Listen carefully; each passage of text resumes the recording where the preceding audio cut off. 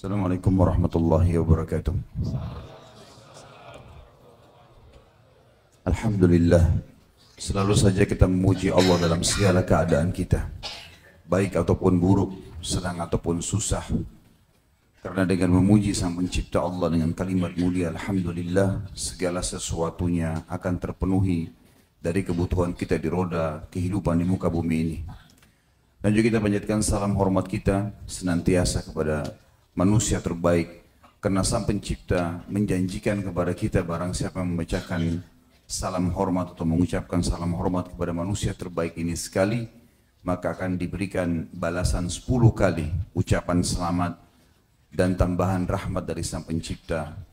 Oleh karena itu sangat wajar kalau kita selalu mengucapkan salawat dan taslim kepada Nabi besar Muhammad sallallahu alaihi wasallam. Melanjutkan bahasan kita, dan malam ini kita masuk, semoga Allah berkahi, dosa besar ke-57, mencelah para tokoh sahabat Nabi SAW. Sahabat sudah sering kita sebutkan definisinya sebenarnya, tapi kita harus mengulanginya karena malam ini memang bahasan berhubungan dengan manusia-manusia terbaik yang telah mendampingi sang Nabi. Beruntunglah manusia-manusia ini secara individu karena mereka berhasil menemui, melihat, bersalaman, bahkan ada di antara mereka yang menjadi kerabat, menjadi mertua, menjadi anak mantu, menjadi orang-orang yang mengorbankan jiwanya, hartanya untuk manusia terbaik. Dan itu pasti punya nilai yang sangat besar di sisi Sang Pencipta Allah.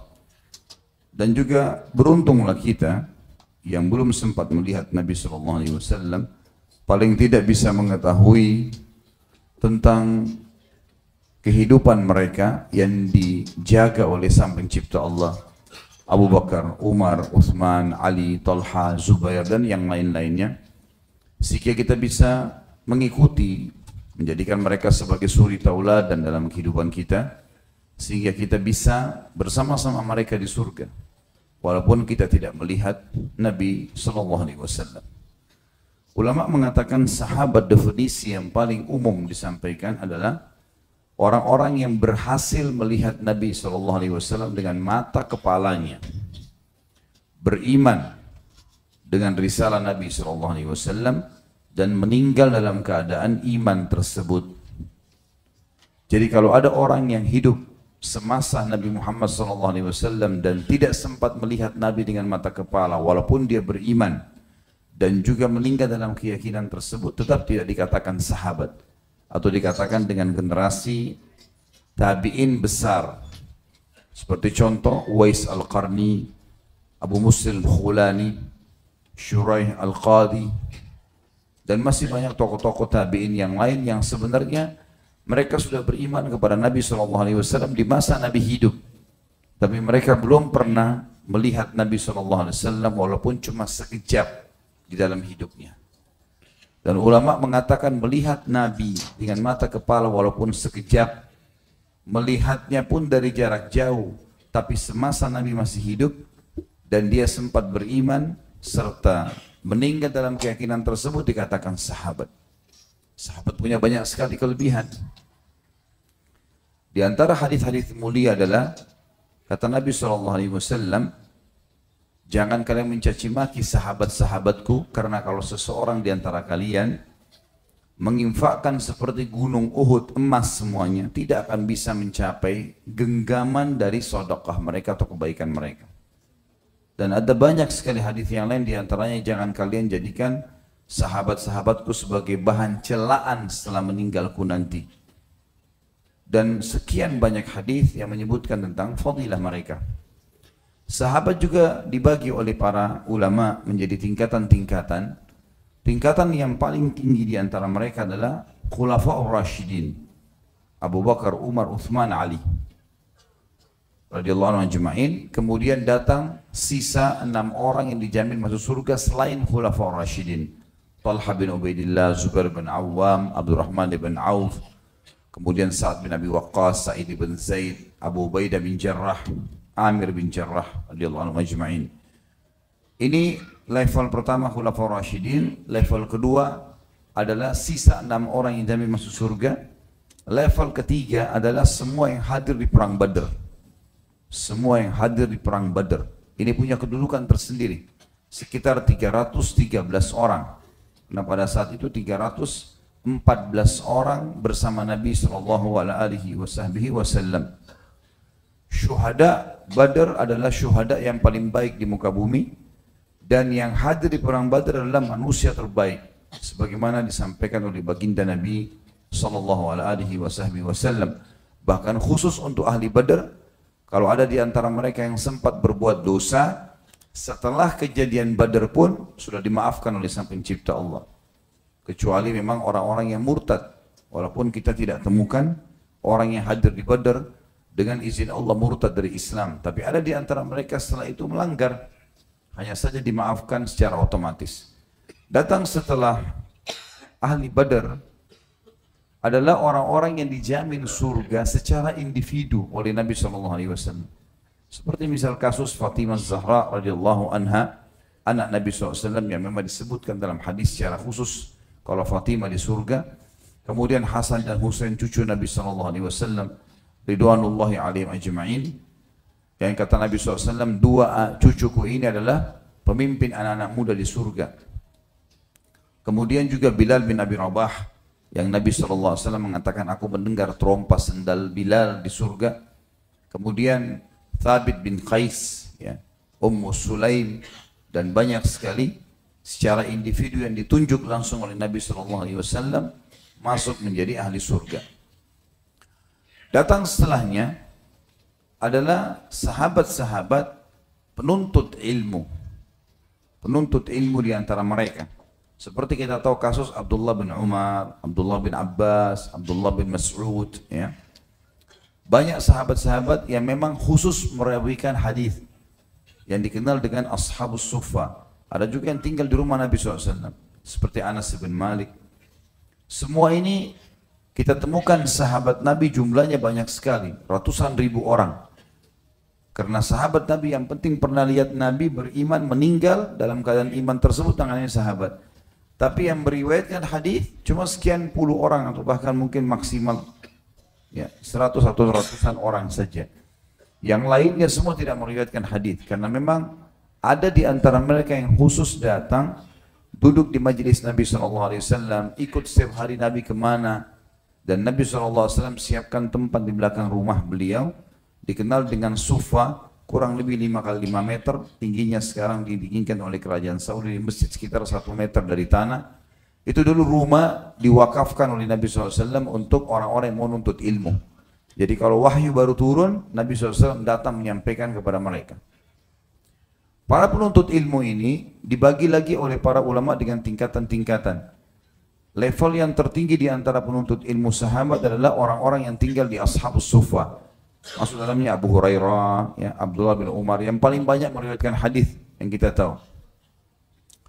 Kemudian datang setelahnya, tentu tadi secara individu juga yang dijamin masuk surga sebelum para penuntut ilmu masuk istri-istri Nabi, ya. Karena Nabi SAW mengatakan aku telah dinikahkan oleh Allah dengan para wanita ahli surga. Artinya semua istri beliau dijamin surga.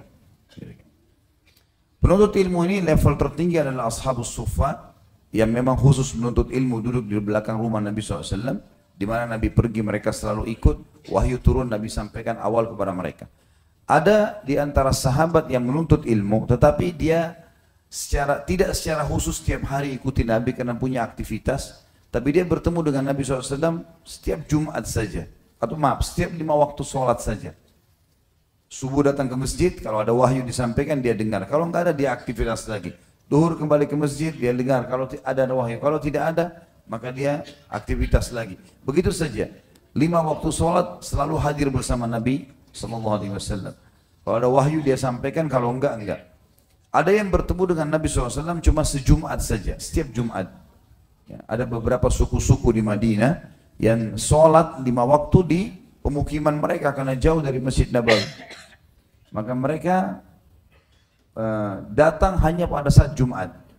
Ada yang bersemu dengan Nabi SAW hanya pada saat peperangan. Setiap ada peperangan, Lalu diiklankan oleh Nabi SAW, berkumpullah mereka. Bahkan dari luar-luar Madinah banyak yang datang. Gitu kan. Dan ada di antara mereka level yang paling bawah di antara sahabat yang bertemu dengan Nabi SAW sekali seumur hidup. Datang, syahadat, sudah nggak ketemu lagi sama Nabi, sampai dia meninggal atau Nabi SAW meninggal. Seperti pada saat pembebasan kota Mekah, banyak sekali suku-suku Arab yang datang berbondong-bondong ke Madinah lalu mereka syahadat.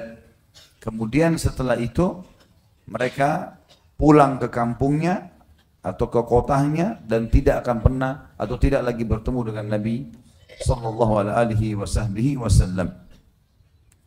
Tetapi secara global teman-teman sekalian, secara global semua sahabat wajib kita doakan dengan mengatakan radhiyallahu anhum ajma'in. Sebagaimana Allah sebutkan dalam Al-Quran, a'udzubillahi minasyaitonir rajim, radhiyallahu anhum wa radu an. Makanya Aisyah radhiyallahu anha pernah ditanya di zaman Utsman bin Affan menjadi khalifah, mulai ada gosip-gosip, berita-berita menyalahkan Abu Bakar sama Umar, ya, radhiyallahu anhum ajma'in. Dan ini teman-teman, kalau antum menghadapi dalam kehidupan sehari-hari ada orang yang caci maki, ada orang yang fitnah, tidak usah kaget karena manusia lebih baik daripada kita, difitnah juga. Nabi SAW difitnah, Nabi SAW disebarin isu-isu yang tidak benar tentang beliau. Abu Bakar sama Umar juga begitu sudah meninggal.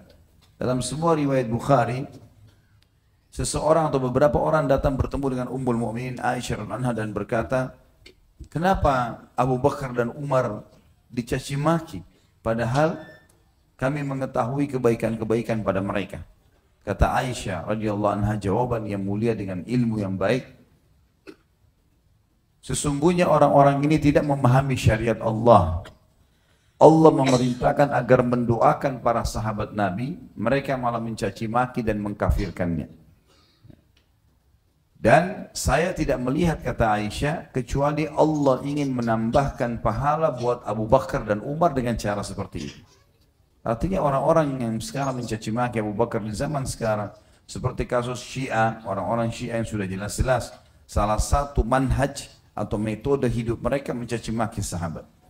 Bahkan sampai pada tingkat mengkafirkan. Orang-orang ini sebenarnya sedang menyetor pahala gratis kepada para sahabat. Mereka berbuat ibadah, diambil oleh para sahabat.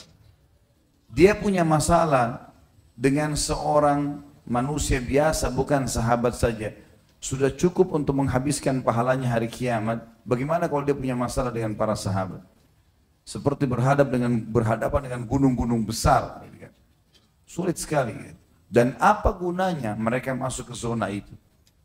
Cukuplah mereka telah mendampingi Nabi SAW. Cukuplah mereka menghadiri peperangan bersama Nabi SAW. Ini kemuliaan yang luar biasa. Haji bersama Nabi SAW. Ya. Hidup sehari-hari. Sholat berjamaah, ketemu, salaman, minum sama-sama, ya, ngobrol sama Nabi. Bahkan Abu Bakar sama Umar yang fokus dicaci maki oleh orang-orang Syiah dan dikafirkan ini adalah mertua Nabi yang setiap Nabi kemana selalu mereka berdua ada bersamanya. Sampai para sahabat mengatakan, kami tidak heran Abu Bakar dan Umar menjadi pemimpin setelah Nabi SAW meninggal, karena sudah sering kami dengarkan Nabi SAW mengatakan, aku pergi bersama Abu Bakar dan Umar, aku datang bersama Abu Bakar dan Umar. Jadi sudah biasa itu. Maka sangat aneh kalau ada orang mencaci maki orang yang terdekat bagi Nabi SAW. Tentu target daripada orang-orang ini mencaci maki sahabat sebenarnya adalah Nabi SAW. Targetnya itu.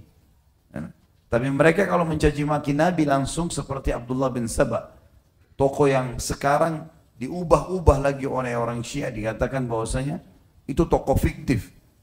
Padahal kita sudah jelas-jelas punya rujukan-rujukan yang pasti dengan sanad-sanad yang sahih tentang keberadaan Abdullah bin Saba, orang Yahudi yang pura-pura masuk Islam dan membentuk pemahaman Syiah itu. Dan jelas-jelas konsepnya mencaci maki dan mengkafirkan para sahabat ridwanullahi alaihim. Mencela sahabat ini berarti mencela Nabi SAW, dan mencela Nabi berarti mencela Allah, ya. Ini bahaya sekali. Ya. Saya yakin kalau teman-teman di sini berumah tangga dengan normal, dia memilih mertua, calon istri atau suami yang baik, saya yakin pasti dia tidak akan terima kalau mertuanya orang baik atau istrinya orang baik lalu kemudian dicaci maki. Saya yakin dia tidak akan terima itu. Bagaimana bisa seseorang mencaci maki istri Nabi, mertua Nabi, gitu kan? Dan orang-orang sudah meninggal, sudah lewat waktunya. Untuk apa kita habisin waktu di situ? Tidak ada manfaat sama sekali. Menyiapkan musuh-musuh yang berat pada hari kiamat. Gitu kan? Di sini diangkat oleh Imam Adz-Dzahabi dalil pertama hadis Bukhari tentang masalah dosa besarnya seseorang yang mencaci maki para sahabat ridwanullahi alaihim. Kalau di sini yang kita bahas adalah mencelahnya ya.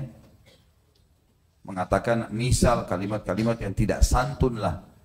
Tapi kalau ada yang mengkafirkan sahabat, ini sudah tidak diragukan kekafirannya juga. Karena ada hadis Nabi SAW yang mengatakan siapa yang melempar kalimat kufur kepada saudaranya muslim, maka akan kembali kepada salah satunya siapa yang paling berhak. Kalau ketemu antara orang-orang ini dengan para sahabat, pastilah para sahabat yang tidak mungkin kafir, mereka yang kafir karena sudah sampai meninggal, dibuktikan beriman kepada Allah dan Rasulnya. Tapi orang ini belum tahu. Bisa saja dia meninggal gitu kan dalam keadaan kafir. Yang kita bahas dosa besar hanya mencelah. Kalau sampai mengkafirkan, kufur juga. Dikatakan oleh Imam Adz-Dzahabi dan tanpa meragukan sama sekali kalau semua sahabat adalah wali Allah. Karena mereka adalah orang-orang yang dekat dengan Allah Subhanahu wa taala. Diangkatlah hadis Bukhari, hadis qudsi. Kata Nabi SAW, Inna Allah Azza wa Jal qal, sesungguhnya Allah yang maha tinggi dan maha mulia telah berkata, Man ada li waliyan faqad adzantuhu bil harb. Siapa yang memusuhi para waliku, maka pasti aku akan mengumumkan perang terhadapnya. Kita tahu para sahabat tentu wali-wali Allah karena mereka sangat dekat dengan Nabi SAW. Kesalahan mereka pun kalau terjadi di zaman itu diluruskan langsung oleh Al-Quran. Kita tahu dalam ayat misalnya surah At-Talaq atau surah Al-Mujadilah ada sahabat yang ribut dalam rumah tangga. Lalu ayat Al-Quran datang meluruskan mereka. Ada di antara mereka berkorban di medan perang. Disebutkan, dipuji oleh Sang Pencipta Allah. Ada di antara mereka yang disebutkan namanya secara langsung dalam Al-Quran. Banyak. Seperti Zaid bin Haritha. Ya. Ada disebutkan nama-nama orang atau para sahabat dalam Al-Quran. Maka mereka jelas-jelas adalah wali-wali Allah. Dan memusuhi wali Allah berarti Allah mengiklankan perang bersamanya. Dalil yang lain adalah hadis Bukhari Muslim. Nabi SAW bersabda sebagaimana sudah saya bacakan tadi, La tasubbu ashabi, huwa alladhi nafsu Muhammadin biyadi, law anfaqa ahadukum mithla Uhudin dhahaba, ma balaga mudda ahadihim wala nasifa. Janganlah kalian mencelah sahabat-sahabatku, karena demi zat yang jiwaku berada di tangannya, seandainya salah seorang dari kalian menginfakkan emas sebesar gunung Uhud, niscaya tidak akan menyamai satu mud atau separuh dari infak mereka. Satu mud berarti satu genggam, setengahnya pun tidak bisa kita samai kalau kita berinfak dengan satu gunung Uhud semuanya emas. Juga Aisyah mengatakan dalam hadis yang sahih, dan hadis ini diriwayatkan Imam Muslim, umiru bil istighfari li ashabi Muhammadin sallallahu alaihi wasallam fasabbuhum. Sungguh aneh perkara orang-orang yang banyak mencaci maki para sahabat Nabi, padahal mereka diperintahkan untuk memohon ampun untuk para sahabat Nabi sallallahu alaihi wasallam, tapi mereka justru mencaci maki mereka. Sudah tahu ayatnya ya? Ada di antara doa yang kita dianjurkan baca adalah Rabbana ighfir lana wa li ikhwanina alladhina sabaquna bil iman wa la taj'al fi qulubina ghillan lil ladzina amanu rabbana innaka raufur rahim. Ini di antara doa yang kita dianjurkan baca dari Al-Quran, yang artinya wahai Tuhan kami, ampunilah kami dan orang-orang yang telah beriman sebelum kami, dan janganlah engkau letakkan di dalam hati kami kebencian terhadap orang-orang beriman yang telah lalu itu. Sesungguhnya kau maha pengampun. Yang dimaksud sini kata ulama adalah para sahabat, karena kita datang setelah itu membaca, atau orang-orang bahkan setelah datang sahabat tabi'in dan seterusnya, sebelum kita semuanya kita doakan, puncaknya adalah para sahabat. Di dalam hadis yang lain, hadis ini riwayat Ibnu Abi Asim dalam kitab Sunnah, Dan dihasankan oleh Syekh Albani, kata Nabi SAW, man sabba ashabi fa'alaihi la'natullah.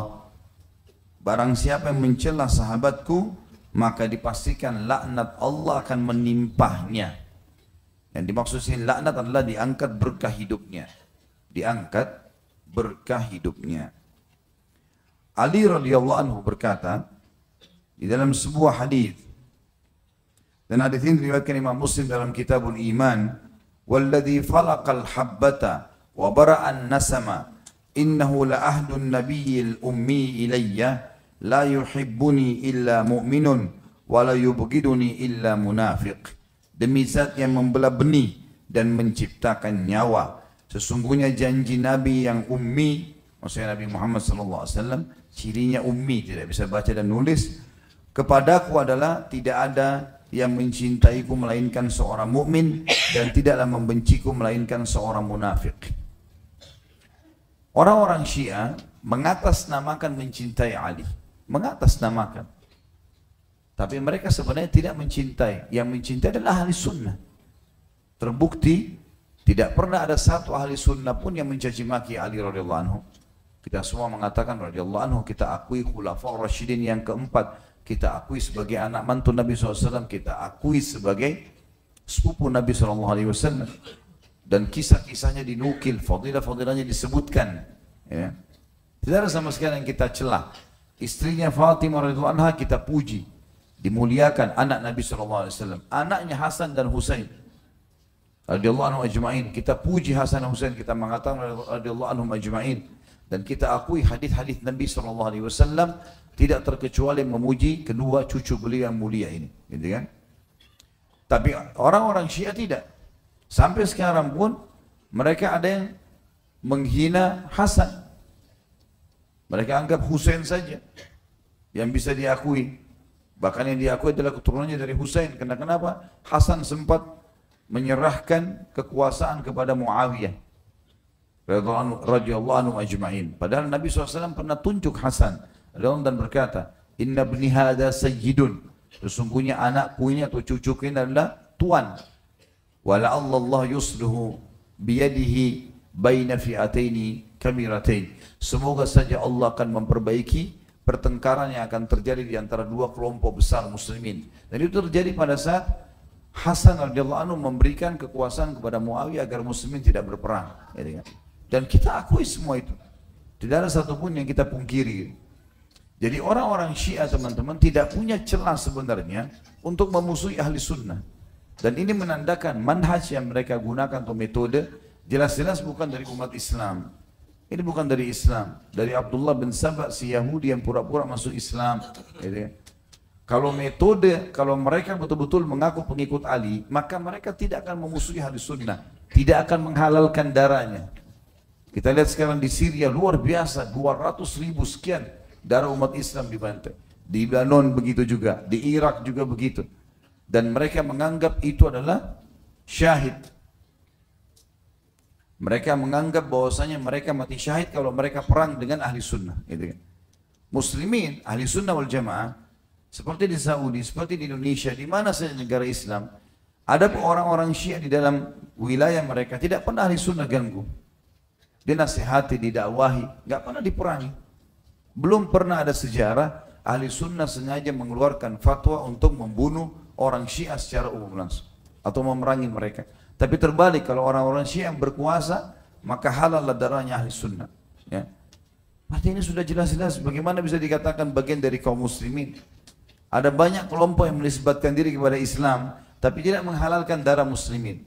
Di kelompok ini, maka mereka mencaci maki sahabat, bahkan mungkin kalau sahabat hidup mereka akan siap untuk membunuhnya. Ini berbahaya sekali. Ya. Ini berbahaya dan tidak bisa sama sekali dibiarkan pemahaman seperti ini. Tentu yang kita benci di sini adalah pemahamannya. Ingat kalimat ini ya. Kita tidak boleh dalam Islam membenci fisik. Kalau ada orang pernah menjadi kelompok Syiah, caci maki para sahabat, bahkan ada orang kafir pernah memerangi kaum muslimin, kalau dia sudah meninggalkan perilakunya dan bertaubat, hukumnya hukum sekarang. Ya, hukumnya adalah hukum sekarang setelah taubat. Gitu. Jadi yang sedang kita bahas adalah masalah karakter atau kesalahan pemahamannya. Dikatakan apabila ini yang disabdakan Nabi SAW dalam rangka menyebutkan hakikat atau keutamaan Ali, maka tentu Abu Bakar As-Siddiq lebih utama dan lebih patut, karena beliau adalah manusia yang paling utama setelah Nabi SAW. Dan keyakinan Umar dan Ali radhiyallahu anhum ajma'in adalah bahwa barang siapa yang lebih mengutamakan seseorang di atas Abu Bakar, maka dia dicambuk seperti yang membuat-buat kebohongan. Jadi di zaman Umar bin Khattab, kalau ditemukan ada orang yang mencaci maki atau menganggap bahwasanya ada sahabat lebih baik daripada Abu Bakar, dicambuk. Di zaman Ali pun begitu. Sampai Abdullah bin Sabah pun dihukum oleh Ali bin Abi Thalib karena dia mengatakan bahwasanya Abu Bakar sama Umar dan Uthman merebut khilafahnya Ali. Ali sendiri lalu kita punya sanad-sanad sahihnya. Ahli sunnah memiliki sanad itu bahwasanya Ali bin Abi Thalib menghukum Abdullah bin Sabah yang dasarnya mendahulukan atau menyebut-nyebut dengan fitnah kalau Abu Bakar, Umar, Uthman merebut khilafahnya Ali. Ali sendiri gak terima. Gimana sekarang orang ini mau mengembangkan gitu. Kemudian dikatakan juga, Syu'bah meriwayatkan dalam hadis yang lain bahwasanya Al-Jarud bin Al-Mu'alla Al-Abdi berkata, Abu Bakar khairu min Umar. Faqala akhar, Umar khairu min Abi Bakar. فبلغ ذلك عمر فضربه بالذرة حتى شجر برجليه وقال إن أبا بكر صاحب رسول الله صلى الله عليه وسلم وكان أخير الناس في كذا وكذا من قال غير ذلك وجب عليه حد المفتري. Di zaman Umar bin Khattab pernah terjadi, di zaman khilafah beliau, ada orang-orang mulai berbicara. Orang mengatakan waktu Abu Bakar sudah meninggal, Abu Bakar lebih baik daripada Umar. Ada yang lain yang mengatakan Umar lebih baik daripada Abu Bakar. Masalah kasus ini saja, Umar masih hidup dan menjadi khalifah pada saat itu. Lalu sampailah berita itu ke telinga Umar. Lalu beliau memukul orang-orang yang menyebarkan berita bahwasanya Umar lebih baik daripada Abu Bakar. Memecut mereka memecut mereka dengan cara menyuruh mengangkat kakinya dan dipukul di kaki orang-orang ini. Jadi hukuman seperti orang yang berdusta.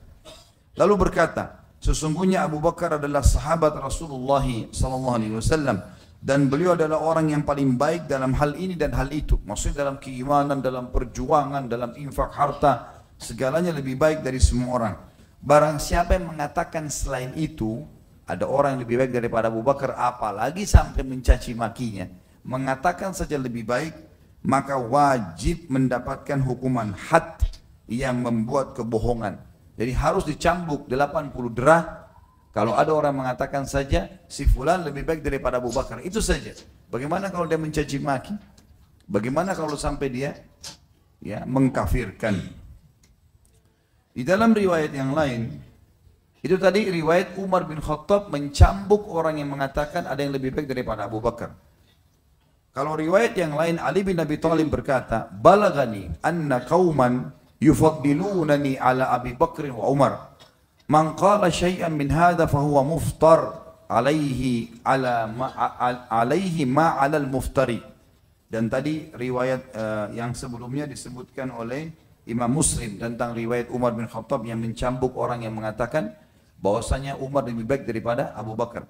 Dan riwayat Ali bin Abi Thalib yang berkata ini adalah riwayat Imam Ahmad dalam kitab Musnad dan Ibnu Abi Asim menyebutkan dalam kitab Sunnah. Dan hadisnya hadis hasan.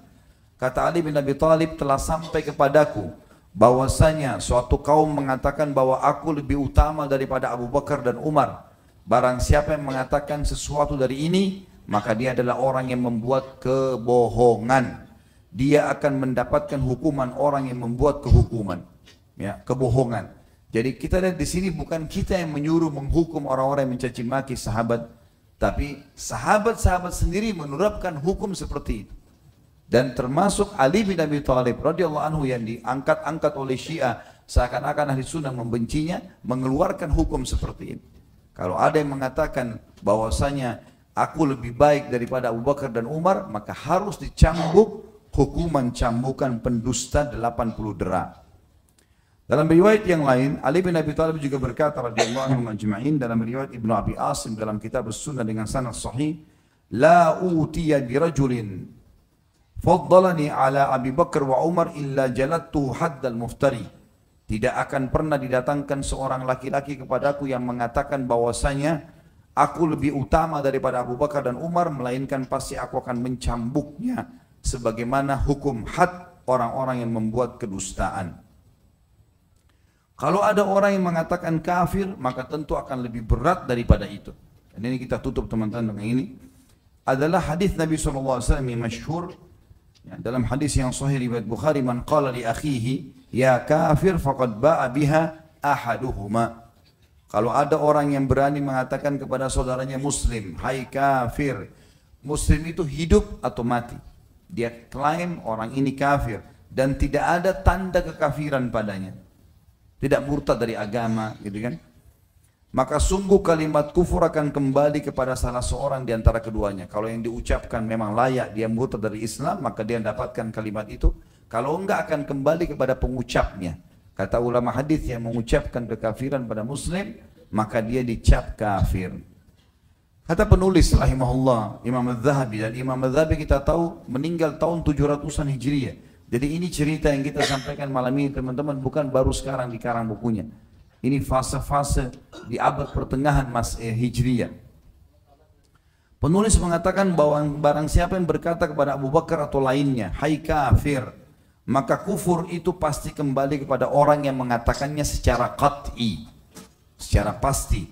Kalau ada sekarang orang yang mengatakan Abu Bakar kafir, maka kekafiran kembali kepada dia secara qat'i. Kata Imam Az-Zahabi, Imam Az-Zahabi penyusun buku kita ini, ya, dosa-dosa besar adalah salah satu ulama yang dijadikan rujukan untuk menilai hadis Nabi sallallahu alaihi wasallam. Kata beliau, barang siapa yang berkata kepada Abu Bakar atau lainnya dari sahabat, hai kafir, maka kufur itu pasti kembali kepada orang yang mengatakannya secara qat'i. Hal ini karena Allah telah ridho dengan kaum mukminin dari kalangan sahabat, terutama yang pertama-tama masuk Islam, dan kekal dalam Al-Quran surah At-Taubah ayat 100. A'udzu billahi minasyaitonir rajim. Was-sabiquna al-awwaluna minal muhajirin wal ansari walladzina ittaba'uuhum bi ihsan walladzina ittaba'uuhum bi ihsan radhiyallahu anhum wa radu an. Allah kekalkan dalam Al-Qur'an memuji para sahabat, orang-orang yang terdahulu lagi yang pertama-tama masuk Islam di antara orang-orang muhajirin dan ansar. Allah sebutkan muhajirin sahabat dari Mekah, ansar sahabat di Madinah. Dan orang-orang yang mengikuti mereka, para sahabat dengan baik, Allah ridha kepada mereka dan mereka pun ridha kepada Allah. Kata beliau, penutupan bahasannya, siapa yang mencela mereka itu, maka dia telah menantang Allah untuk perang. Bahkan siapa yang mencela dan mencaci kaum muslimin dan menyakiti mereka, maka kami telah kemukakan bahwa ini juga termasuk di antara dosa-dosa besar. Maka bagaimana kiranya dengan mencaci orang yang paling utama setelah Rasulullah sallallahu alaihi wasallam, akan tetapi dia tidak kekal dalam neraka karena itu. Izinkan saya teman-teman sampai mungkin bunyi waktu iqamah dan kita azan insyaallah sebentar bisa langsung sholat isya. Dosa besar ke-58 sama dengan ini. Saya hanya bacakan dua dalil di sini. Mencela kaum Ansar secara umum. Ini juga sahabat. Ini juga sahabat. Ansar diistilahkan bagi orang-orang yang hidup di Madinah, ya, di mana Nabi SAW hijrah kepada mereka. Terdiri dari dua suku, Aus dan Khazraj. Tapi disebutkan Ansar setelah masuk Islam. Dan khusus sahabat Ansar ini punya kedudukan di mata Nabi SAW. Tentu muhajirin lebih afdal, tetapi Ansar juga punya kedudukan. Dan Imam Az-Zahabi memisahkan di sini, mengatakan dua buah dalil saja. Hadis yang pertama adalah hadis riwayat Bukhari dalam kitab Fadhail Ashabun Nabi sallallahu alaihi wasallam, ayatul imani hubbul ansar wa ayatun nifaqi bughdul ansar. Tanda keimanan itu adalah mencintai kaum Ansar, maksudnya sahabat yang umumnya ada di Madinah, dan sebaliknya tanda orang munafik ialah membenci kaum Ansar. Di dalam hadis yang lain dan sebagai penutupan bahasan kita adalah hadis riwayat Bukhari dalam kitab Fadail Ashabun Nabi sallallahu alaihi wasallam, la yuhibbuhum illa mu'min wa la yubghiduhum illa munafiq. Tidak akan pernah mencintai orang-orang Ansar kecuali orang-orang mukmin, dan tidaklah membenci mereka melainkan orang-orang munafik. Dan sebagai penutup kata-kata saya teman-teman sekalian, Kalau sahabat-sahabat yang hidup bersama Nabi SAW, termasuk yang bahasan dosa besar ke-58 ini, orang-orang asli Madinah, orang-orangnya punya fadilah, kota Madinahnya punya fadilah, gitu kan? Bahkan kita dianjurkan untuk meninggal di kota Madinah. Bagaimana bisa ada orang mencaci maki sahabat-sahabat Nabi yang di sana, mencaci maki berarti juga dengan tempat tinggalnya, di sana juga dikubur Nabi SAW, dan banyak hal yang mungkin kalau kita paparkan akan panjang lebar berhubungan dengan masalah ini. Ringkas cerita, orang yang mengkafirkan sahabat hukumnya kafir, orang yang mencaci maki mereka adalah dosa besar. Allahu a'lam. Kita akan berdoa kepada Allah Subhanahu wa taala, Zat yang Maha mendengar dan Maha melihat, agar memaafkan semua kesalahan-kesalahan kita yang pernah berlalu dan diganti menjadi pahala dengan kemahamurahannya. Semoga saja hidayah tersebar di kaum muslimin, kembali kepada wahyu Al-Quran dan Sunnah, terutama untuk masyarakat di Indonesia, dan juga Allah karuniakan kita pemimpin-pemimpin muslim yang kembali kepada Al-Quran dan Sunnah, dan semoga Allah menyatukan umat Islam di bawah bendera ukhuwah Islamiyah. Dan kita selalu mendoakan saudara kita di Palestina, di Syria, di Yaman, di Irak, di Myanmar, di Aqsa, dimanapun mereka sedang tertindas. Semoga Allah ikhlaskan niat mereka, terima para syuhada mereka, mudahkan Islam di tangan mereka dan tangan kita semua. Dan semoga Allah partisipasikan kita bersama mereka di pahala, baik dengan doa, dengan harta, juga dengan jiwa kita. Dan semoga Allah dengan kemahamurahannya menyatukan kita semua bersama sahabat Nabi Ridwanullahi alaihim di surga Firdausnya tanpa hisab. Sebagaimana yang saya kita di majlis ilmu yang mulia ini. Kalau ada benar dari Allah, kalau ada salah dari saya, mohon dimaafkan. Subhanakallah wa bihamdika, asyhadu an la ilaha illa anta astaghfiruka wa atubu ilaik. Wassalamualaikum warahmatullahi wabarakatuh.